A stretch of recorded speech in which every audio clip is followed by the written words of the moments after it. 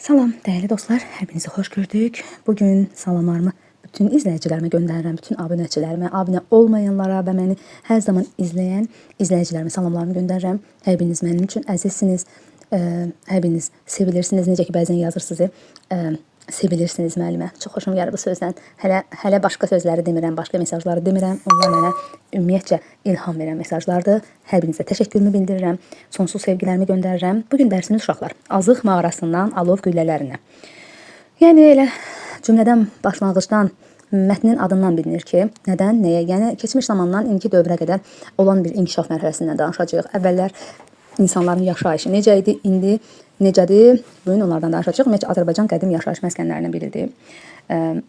Qədim insan məskənlərinin olduğu ölkədir. Ölkənin hər tərəfinə insanların bu məskunlaşma mərkəzlərindən yayıldığı təxmin edilir. Bu sözləri diqqətlə qulaq asırsınız ki, tapşırıqlarımız məhz bu sözlərdən ibarətdir. Bunların yəni cavablar bunlardan ibarətdir.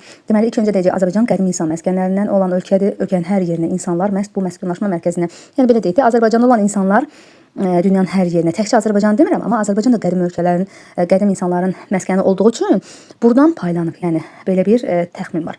Buna tədricən əhalinin sayının və yaşayış məntəqələrinin artması səbəb olmuşdur. Əhali sayı artır və insanlar məcburdular ki, ətraf ərazilərə yayılsınlar, daha çox yem, daha çox yaxşı yaşayış tələb edən. Yəni bunlar hamısı məcburiyyət qarşısında insan sayı artması nəticəsində baş veribdir. Qobustan dünyada və Azərbaycanda ən qədim yaşayış məskənlərindən biridir. Burada insanlar qəbilə şəklində yaşayırdılar. Bunların artıq çox hissəsini bilirik. Hazırda tarixi qoruğun yerləşdiyi Qobustan çoxlu sayda turist gəlir. Bilirsiniz ki, Qobustan Azərbaycan turistik zonalarından biridir və burada çoxlu sayda turist gəlir. Məşhur Norveçli səyyah Thor Heyerdahl Qobustanda olarkən buradakı qayaüstü rəsmlərin oxşarlığını Norveçli, bunu köhnə kitablarda da verirdilər, indiki kitablarda vermirlər.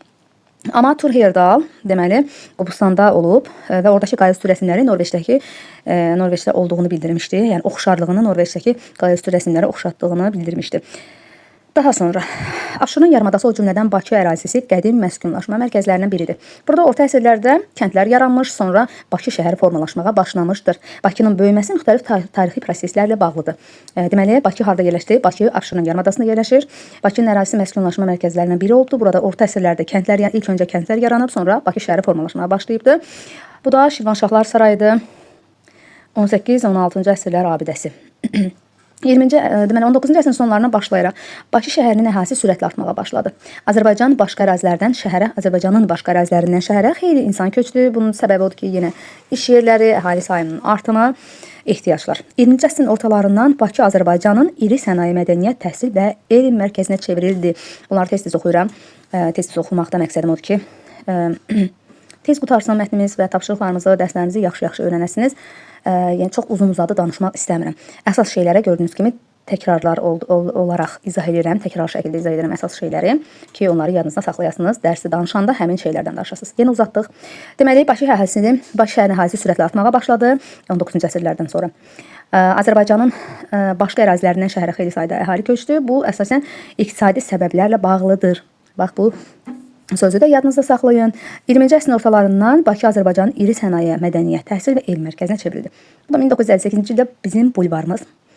İndiki bulvarla əvvəlki bulvarı yəqin ki müqayisə edirsiniz. Hansı daha yaxşıdır artıq sizin öz içinizdəki fikirlərdir, daxili fikirlərinizdir. Amma mən yenə də nədəndirsə bilmirəm, köhnəni daha çox bəyənirəm. Daha sonra, hazırda Bakı Qafqazın ən böyük şəhərdir. Bakı Qafqazda ən böyük şəhər aglomerasiyasıdır. Aglomerasiyada o şəhərlərin böyüməsi. Şəhərlərdə qeydiyyatda olan əhalinin sayı 2,4 milyon nəfərə qədərdir.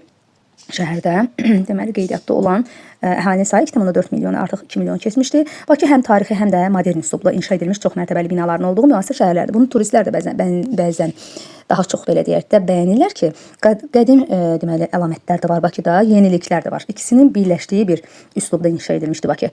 Yəni qədim şeyləri, qədim binaları bizdə görürsünüz ki, tam olaraq söküb məhv eləmirlər. Hər şeyi göydələnlərlə əvəz eləmirlər. Bu çox yaxşı bir şeydir. Burada dövlət idarəetmə binaları, böyük biznes mərkəzləri, universitetlər vardır. Son illərdə Bakı bir çox beynəlxalq tədbirlərə ev sahibliyi edir. Yəni ki, bir çoxlarınız bilirsiniz. Daha doğrusu hər birimiz bilirik ki, Azərbaycanın hansı tədbirlər həyata keçirilmişdi. Məhz bu sualların cavabları, yenə deyirəm, həmin mətnlərdən keçir. Bu mətni yaxşı biliriksə, və görürsünüz, 1-ci Azıq mağarası, 2 Daşsalahlı mağarasıdır, Qazaxda Qazma mağarası var, Naxçıvanda Qobustan mağaraları var və Buzeyir mağarası var. Bu da Talış dağlarının hər birinin yerlərində göstərir. Bəli. Gəlin keçək dərsimizin tapşırıqlarının izahına. Deməli, mətnə A, B şəkillərindən seçin, suallara cavab verin. İlk öncə suallarımızın cavablarını özünüz verin, çox xahiş edirəm sizdən. Qədim insan məskənlərinin olması daha qədim dövrlərdən burada insanların məskunlaşdığını göstərir. Deyir ki, ən qədim insan məskənlərinin olması nəyini izah edirsiniz? Qədim insan məskənlərinin olması daha qədim dövrlərdən burada insanların məskunlaşdığını göstərir. Bunun üçün Azərbaycan dünyanın deməli ən qədim tarixi yerlərindən biri sayılır. Azərbaycanın relyefi də, təbii şəraiti də buna imkan verir. Yəni bunlara əlverişli olduğu üçün relyefi, təbii şəraiti, iqlimi əlverişli olduğu üçün Bakı, Azərbaycan daha doğrusu ən qədim yaşayış məskənlərindən olubdur.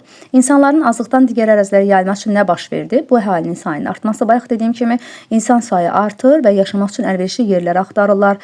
Təbii ehtiyaclarını ödəmək üçün mütləq ərazi gəzməlidirlər, yeni ərazilər kəşf etməlidirlər.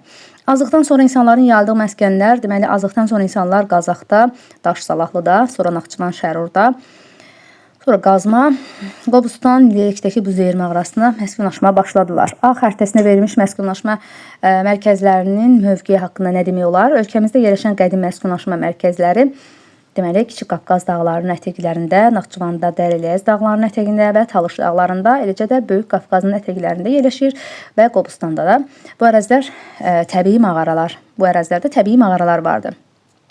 Qısa formada istədiyiniz kimi qısalda bilərsiniz suallarınızın cavabını. Və B şəklində verilmiş yaşayış məskəni haqqında hansı fikirlər deyə bilərsiniz? Burada minlərlə qədim qayaüstü rəsmlər var. Bu rəsmlər insanların ov, rəqs və gündəlik həyatını göstərir. Qobustan qayaları haqqında özünüz istəsəniz məlumat da toplayıb yaza bilərsiniz uşaqlar.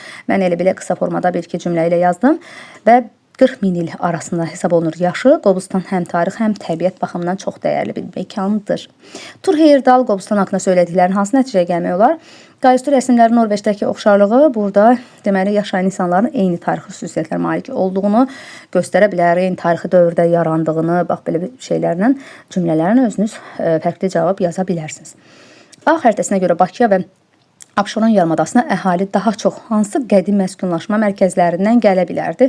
Bakı Abşerona ən yaxın qədim yaşayış məskəni bura olduğundan əhali məhz oradan gəlmişdir.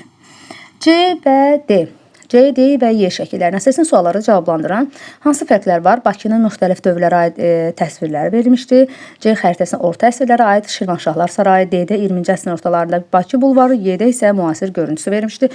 Zaten hər biriniz o kitabda həmin şəkilləri görürsünüz. Bayaqlarda göstərdim həmin şəkilləri. Bakının inkişafına hansı amillərin rolu olmuşdur? Tarix boyu Bakının inkişafının əsas səbəbi burada neft ehtiyatlarının olması və onun əlverişli coğrafi mövqeyi olmuşdur uşaqlar. Neft sahəsi yaxşı inkişaf edib, ona görə də əhalinin çoxsu orada yaşayır. Yəni iş yerləri bol olduğu üçün, yaşayış əlverişli olduğu üçün. Bakıda keçirilən hansı tədbirlər, siz hansı tədbirlər istəsiniz yaza bilərsiniz. 2012-də Avroviziya yazdım, 2017-də İslam oyunları, Formula 1, COP29 və s. Ev qrafikinə əsasən sualları 1939-59-cu illər arasında əhalinin sayı necə dəyişmişdi və səbəbi nədir? Azalmışdı əhali, iqtisadi və siyasi çətinliklər olması demək olar. Xüsusilə iqtisadi çətinlik deyə bilərsiniz. Məhz kitabınızda da var. Bakıda biraz iqtisadi baxımından gerilik var idi. Sovet Respublikasının tərkibində olmağı, müharibə falan filan, yəni müstəqil deyildi ölkəmiz. Ona görə də iqtisadi çətinliklərimiz var idi. İndi hal-hazırda şükür ki, belə problemimiz yoxdur. Artıq Qarabağımız da özümüzündür. Hər şey yaxşıdır. Bütün əskərlərimizə Allahdan rəhmət diləyirik. Onsuz ki, onlar həqiqətən mələkdirlər zaten. Rəhmət etmiş sayılır, rəhmət olunmuş sayılırlar. Allah rəhmət eləsin bütün şəhidlərimizə. Onlar sayəsində Azərbaycan müstəqildir və bütövdür. Hansı ildən Bakının əhalisi davamlı olaraq artmağa başladı? Bunu nə ilə əlaqələndirmək olar? Söhbət qrafikdən gedir. Grafikə baxsaz 1979-cu ildən başlayaraq başlandığını görə bilərik. Yəni 1979-dan etibarən əhalisi artıq artmağa başladı, davamlı şəkildə artmağa başladı. Amma o dövrə qədər həm artım, həm azalma yaranmışdı, olmuşdu, baş vermişdi və s. Sinonim sözlər. Belə uşaqlar, tapşırıqlarımız məncə bu qədər. Bəli, qutardı tapşırıqlarımız. Hər birinizə uğurlar arzu oluram. Dərsimi izlədiyiniz üçün hər birinizə təşəkkürümü bildirirəm. Gələn dərsimizdə görüşmək ümidi ilə. Sağ olun.